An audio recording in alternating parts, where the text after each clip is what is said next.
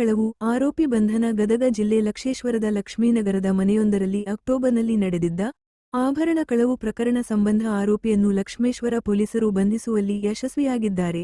ದ್ಯಾಮಣ್ಣ ಗಂಗಪ್ಪ ಕಂಬಳಿ ಬಂಧಿತ ಆರೋಪಿ. ಆತ ಕಳವು ಮಾಡಿದ್ದ 17 ಗ್ರಾಂ ತೂಕದ ಬಂಗಾರದ ಆಭರಣಗಳು ಮತ್ತು 55 ಗ್ರಾಂ ತೂಕದ ಬೆಳ್ಳಿ ಆಭರಣಗಳು ಸೇರಿದಂತೆ ಒಟ್ಟು 1.25 ಲಕ್ಷ ರೂಪಾಯಿ ಮೊತ್ತದ ಆಭರಣಗಳನ್ನು ವಶಕ್ಕೆ ಪಡೆಯಲಾಗಿದೆ ಎಂದು ಪೊಲೀಸರು ತಿಳಿಸಿದ್ದಾರೆ.